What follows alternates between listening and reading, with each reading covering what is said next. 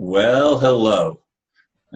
His face is showing this time. This is Aristo, and you've met him, of course, before, and you've listened to many of his videos with me. And we're back together. We don't have a title yet. We'll maybe come up with one by the end. But we're going to let Aristo just address some issues that he feels are important. And go ahead, Aristo. Thank you, Ron. Once again, here we are. And yes, the whole issue of the face or not to face, I wanted to try to do this as a podcast, but we live and learn. And this is the simplest way. It's here, and I don't know how to put an image up like the others used to have. And Ron's image is going around, moving, gesticulating, and here's my own, just big nothing. And before I just put a little filter over the camera, and then it just looked like a black hole, so it looked really stupid. So pardon me for that. We live and learn. The sound gets better than it was before, I guess. And so the image is pretty good right now, and I hope it suffices for you. So let's get started. There is no title. I don't know. Why? Because there are many, many issues. Aristo introduces, we could do that. Aristo introduces himself once again, because the previous wasn't really, it was just an initiation. Here's the true introduction video. My face is here, I'm here, Ron's there, we're together on the screen, and we'll see what we can come up with. Once again, it's unscripted. However, I kind of work best or talk best when there's a dialogue going on. Not just with Ron, but with your own questions and queries and issues. So I'm going to take these one at a time and just give some answers. A few people said, what's going on in Greece? What's the political situation? Give us an assessment. It's very simple. Veni, vidi, vici. The IMF came, the IMF saw, the IMF conquered. Okay? So that's where we are. They're squeezing the news. You say, people are talking about Greece should go, get out of the euro, do this, and then jump around. Well, I don't want to become Syria or Libya. There are foreign interests right outside the borders of Greece that are basically mercenaries of the so-called New World Order. And, I do not want to be in a war zone. I'm sorry. Call me a coward or whatever. I don't want to see the bombs blowing off. I don't want to see the hordes raping and pillaging. I don't want to see starvation. It's very easy to point to other people and say, get out, do this, do that. You're just going to tighten your belt a little bit. I'm sorry. That would be true in a world where you did not have military domination like you do in this one. Remember, when you see people resort to violence, it's a last resort because they're desperate. Unless they become desperate, they will not resort to violence. Any of these kinds of pragmatic, so-called realistic responses that a lot of well-meaning individuals are promoting, they're rational. However, you got to know that those who are funding think tanks with billions have thought of everything. Okay? They've even thought of how to kill you efficiently if you dare get out. Now, if you want to, you can just go out in your own country, wherever you live, and start becoming, taking the system down, and we'll see how long you last. See, as long as we have to go on this public medium where everybody knows what we're doing, it's really foolish. Back in the old days when they started revolutions, they did not go publicly with a big bullhorn and said, let's start, and we're going to do this, that, and the other. But this is what's going on the internet. So in my honest opinion, we need to find another way, but I do not discourage, the pragmatic viewpoint. I just believe it needs to be more thoughtful and more mixed up and more mixed with other things. You cannot fix a system when it has been by design established to screw you. It is not a corrupt system. This isn't some nice system that has been corrupted. So all you have to do is polish it and it'll be nice and clean. This is by design subjugation. Now you can say, well, let's tear it down and start from scratch. Well, again, it's designed that if you try to tear it down, it's going to blow up in your face. And we can go back to the Stone Age and start from scratch. These are fear. Oh, that's just fear talking. Of course it is. But fear is of two types. Fear that's fabricated and fear that is real. or basically something that's trying to save your ass. Fear is the emotional response of saving your ass. Sometimes it can turn into anger when you have to fight. But at this point, if it's still fear, it means running is the best option. I'm not advocating running.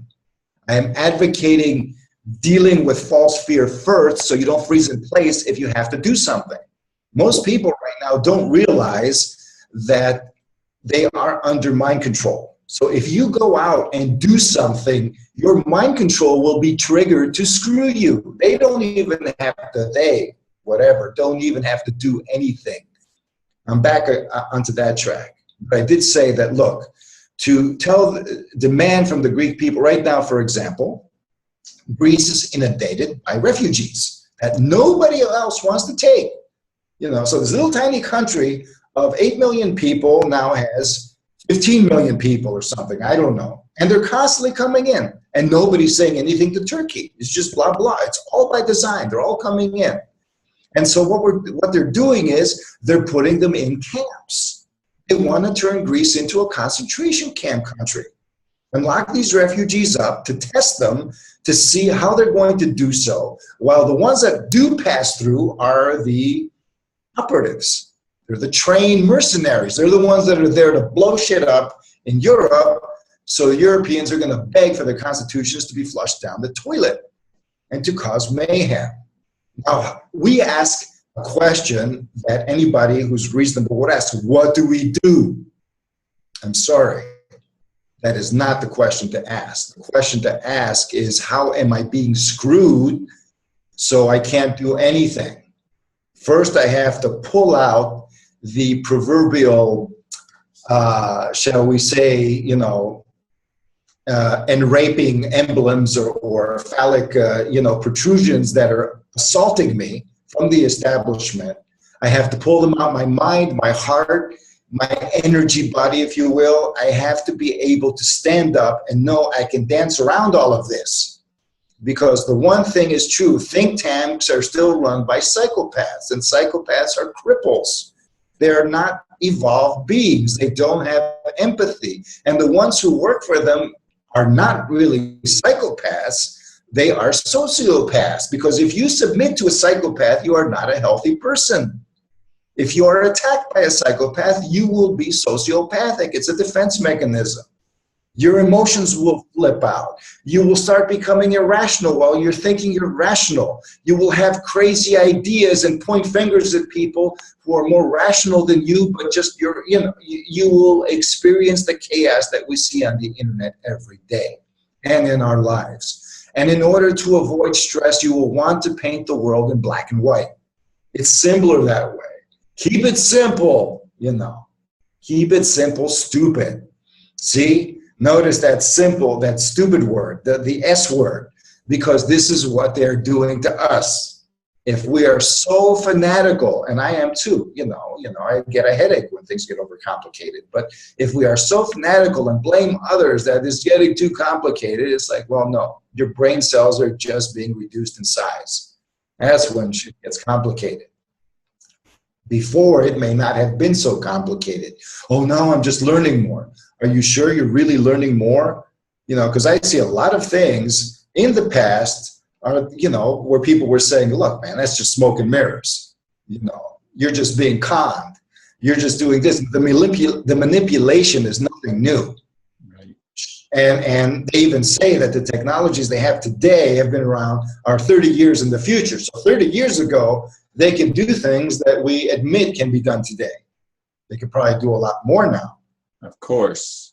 But the thing is, they shut down all the really advanced technologies of Tesla and stuff like that because they couldn't make money of using those advanced technologies. Exactly. But they can use them against us. That's what they do. Exactly. I mean, they don't see, that's another question, is what money? I mean, come on. I mean, these people don't have to make money. We're slaves. You don't profit off of slaves. That's the whole point of slaves. So you don't have to deal with that person who says, let's do away with money. He doesn't understand. There is no money. It's not real. Like you said, it's fiat. It has nothing to do with anything. If you abolished it, it would just be the same, because you can just, that's what they want to do. They want to abolish it first by making it electronic and then making it by decree. the royal so-and-so said so. So that's it. They determine what value is. They determine what reality is. When the king says something, you have to agree with it, or it's off with your head. So they determine your value or this value or that value. That means they are the market. They are money. They are God. They are everything. They are mammon. All a deception. All a deception, exactly. It is a deception, but the force they use against you is not a deception. No, that's the thing. It's like, okay, we are being raped and we are being slowly murdered and we are being this and that and the other. However, why isn't it all done like that? These people are efficient. Why bother with all of this gaming? You know, they could have done away with us a long time ago. Something's not right. Something they don't want us to know. I keep saying that. It's like, look, you know, look at the situation and see from their strengths what their weaknesses are. Because whenever you see a big ass strength, there's an outline around it and there's a hole around it. It's like Swiss cheese. Look at the holes. You know, there are holes in there. Don't just say, oh, this is Swiss cheese. Holes are natural. Yes, of course. But in this case, they're trying to pass off the system as having natural holes. It doesn't, because they are psychopaths. They want us gone. They want us slaves, but first, they don't have their robots. Second of all, they don't know if they really want their robots, because a psychopath always wants somebody to torture that can scream, you know, or at least somebody who will, the satisfaction that they are in control. If you have just robots, you're not really in control. It just, you get bored of it. And if you get bored of your toys and there's nobody around. So there is a plan, and this plan is not easy to implement, okay? They need data.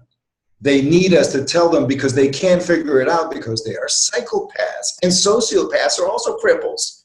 Sociopathy is a defense mechanism. Let me put it another way. Science today admires bacteria and sharks and all of these primitive organisms that are adapted to very bad environments.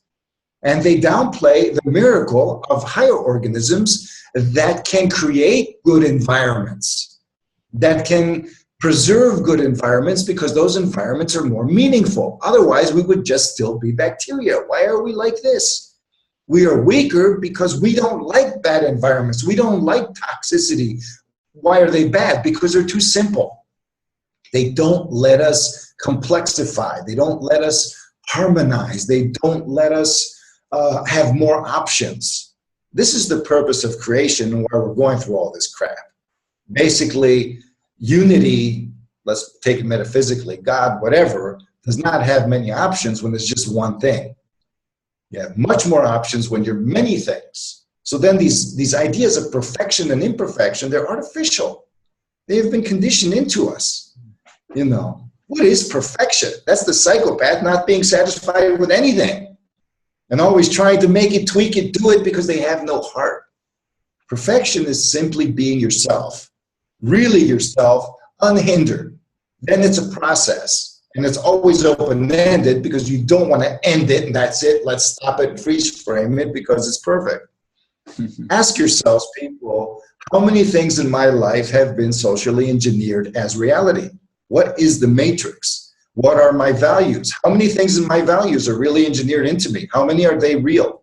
You see, I'm saying all of this thing, that all of these things in such a way that most people brush them off, you know, and that's fine. Because if most people did not brush them off, I'd be a center of attention, and I don't really like that. Because I want to do what I want to do without needing that attention. On the other hand, if I'm going to go out and maybe profit from something that I do because of my effort, maybe I have something to offer, yeah. But here it's different. Here I'm just talking like a regular human being who has, you know, basically is very concerned and is really pissed off that every time I go on, you know, and try to communicate, there's somebody spying on me, or somebody trying to figure me out, or somebody trying to put me and turn me into a statistic, or somebody manipulating how many people have actually seen me, you know, to give me a wrong impression, and then confusing everybody around it, or somebody trying to twist what I say. And that's fine, again, because then I need to clarify more. A lot of our so-called enemies, people who stand against us, are actually challenging us to better ourselves in an indirect way. You can turn everything around, but I don't like doing so in a new age, offhanded, love and light type of way, because it's superficial. Yeah. It's simplified kindergarten spirituality in many ways, but it has a few points.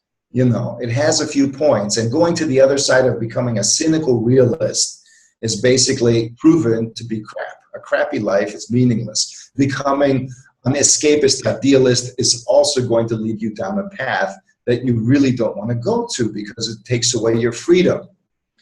We are composers. We are synthesizers. We are creators, but we don't create anything from scratch. You know, we can't relate to that. Nothing comes out of a vacuum. Energy is neither created nor destroyed. It transforms. So we blend things together. We mix things. We make love. We dance. We do many, many wonderful things, and we also get attacked. And we have to weave our reality, because yes, maybe we cannot create a reality like they tell us God creates the reality out of nothing.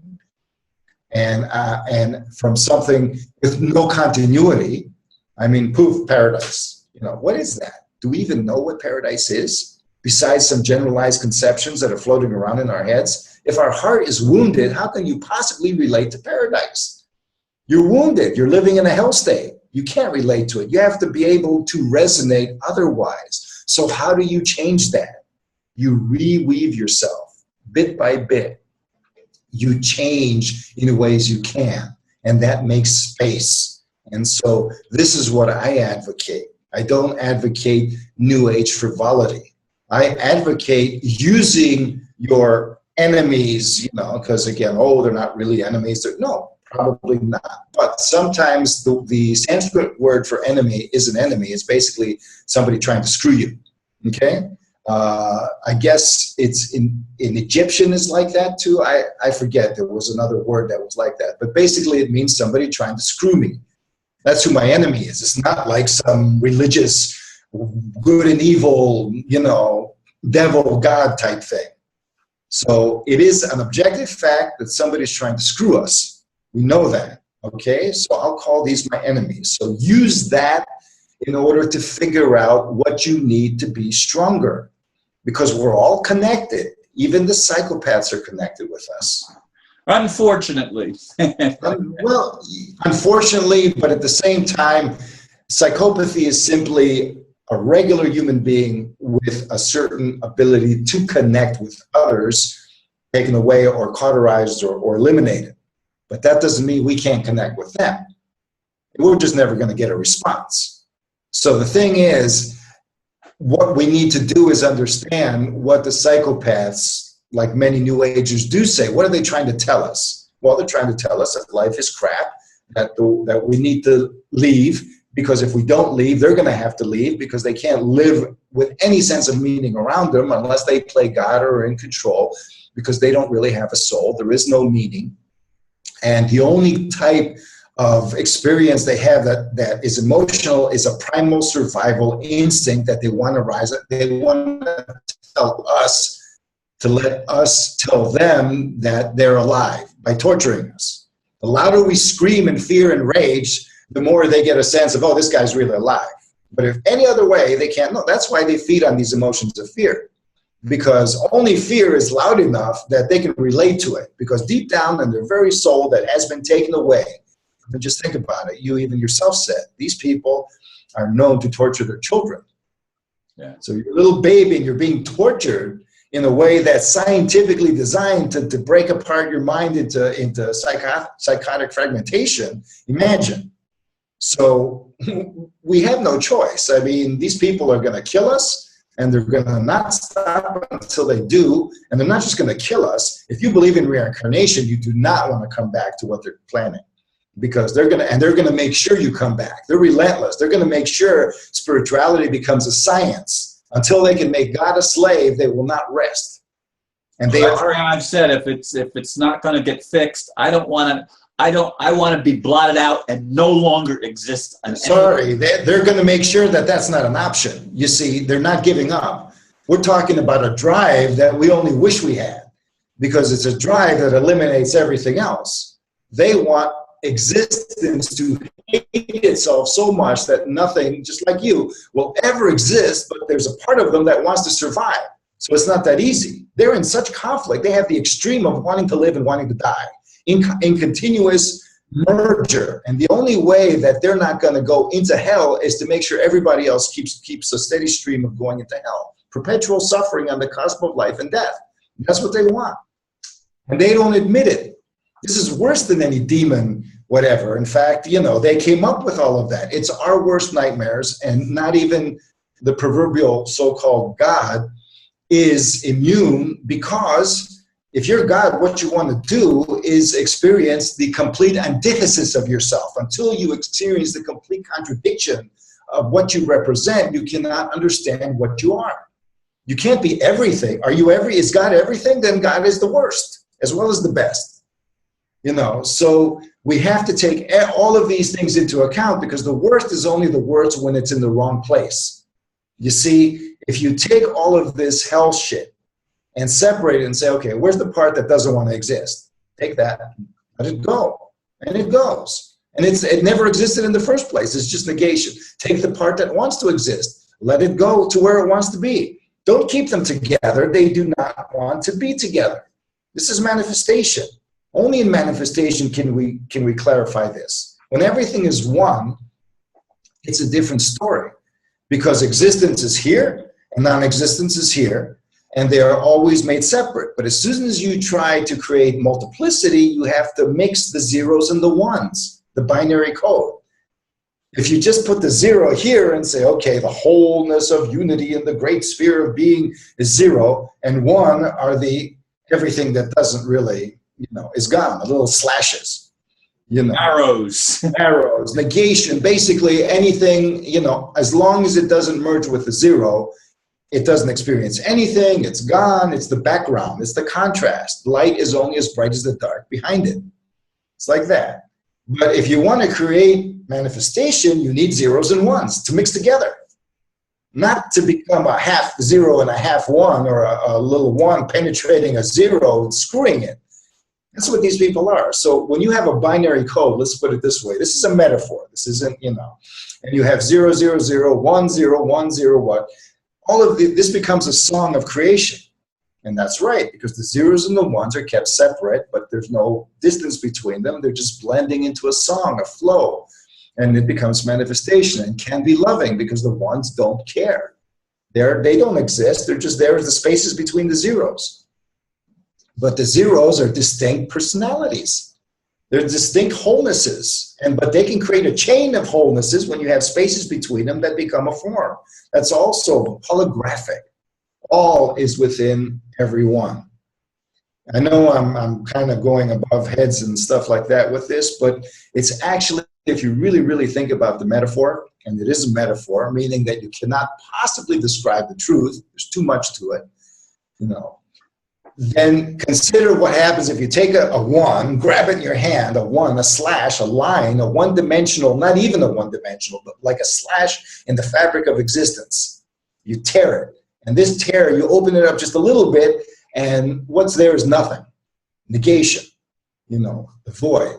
And then you have a zero, which is an opening, and inside there's the oneness, and it's infinite inside, and spreads outside, radiates whatever. And you know, you can have these things separate and create infinite patterns. But what happens if you take the slash and use it and phallically penetrate the sphere? You have a molestation effect. You have what is called, I would call it the contradiction of existence. It's basically God says, okay, I want all of these other things, but oh my God, this is really nasty. I do not want that. Yeah, it's one of the possibilities. You're never really free unless everything is possible, even the crap.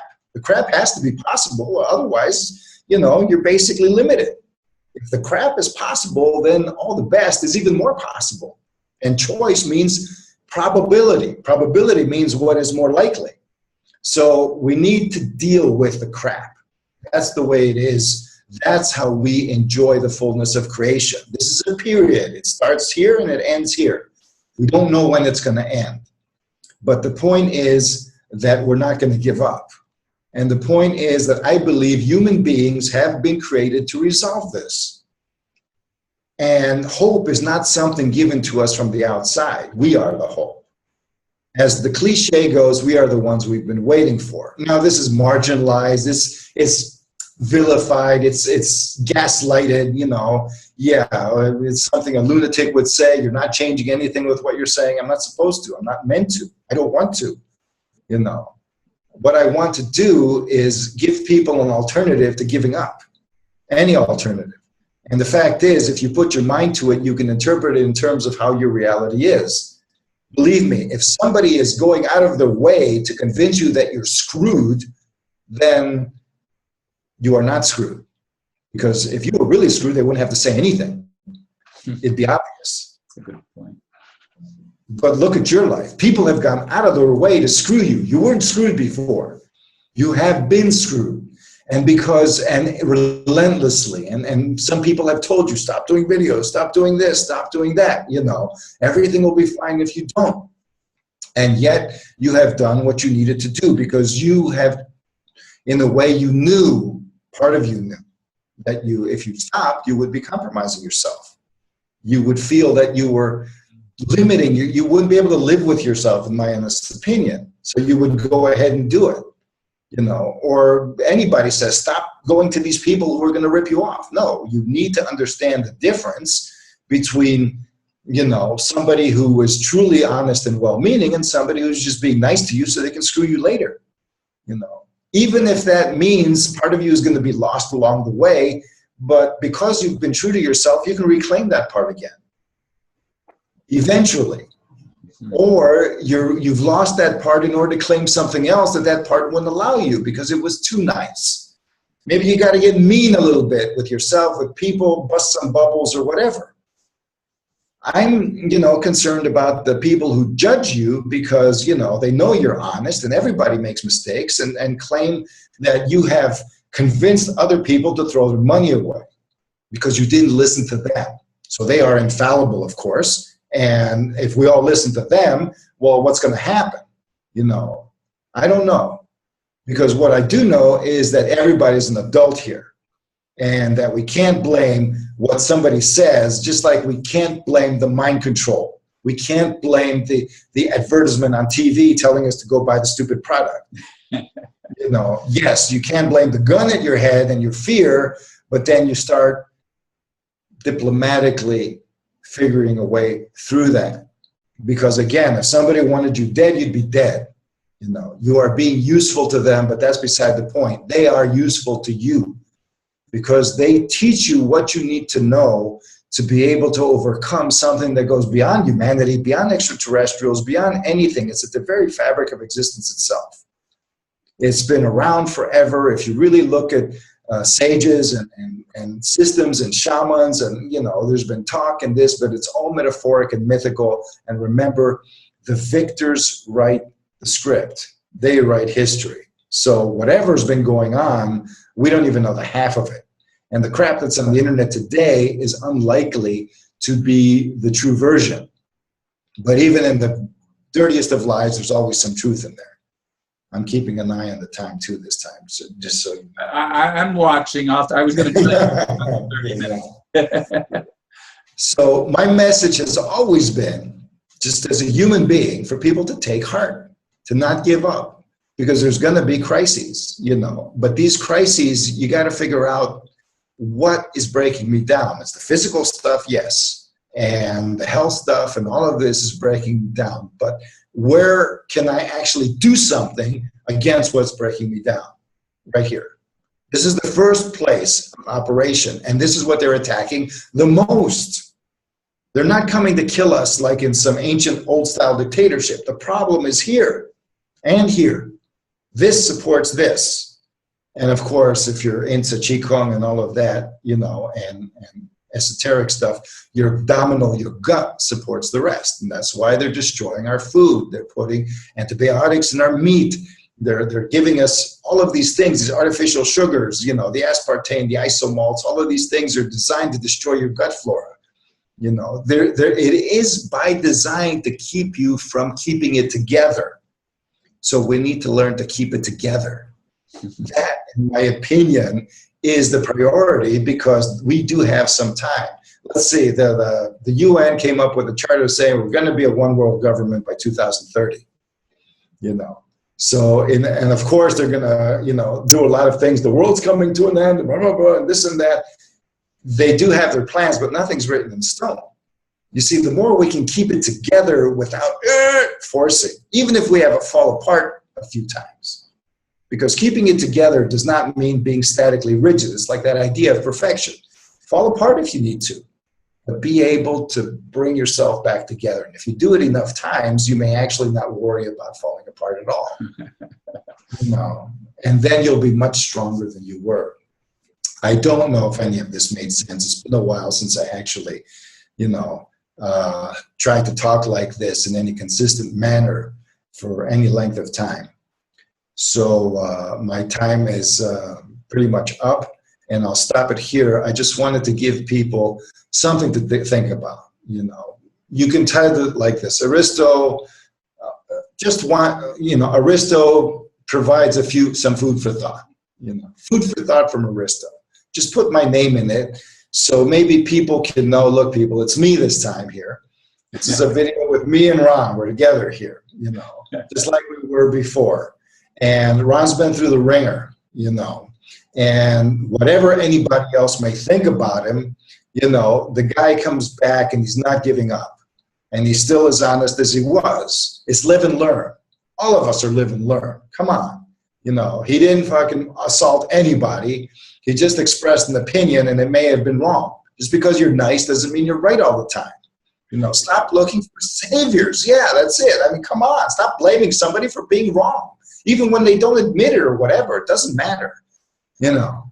So I urge people to slowly come back and check out the Ron Van Dyke phenomenon on occasion, you know, and check out our videos and our discussions, which is basically me just talking right now, and I feel bad about that, but hopefully we'll ease it into some form of dialogue like we used to, you know. So I have faith in Ron, and he's going to Australia, you know, like he says. A lot of people are giving him advice not to go to Australia. I don't know.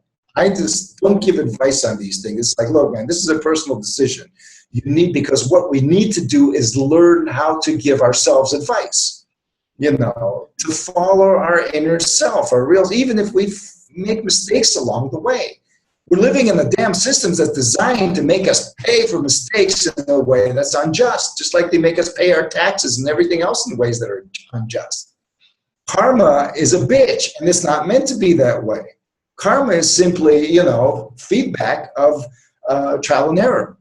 Everything does it. You know, you see this, you change your course, you go, oh, there's a rock, let's go this way, let's go that way. It doesn't knock you over the head, kill you because you did something wrong, and it doesn't condemn you to hell.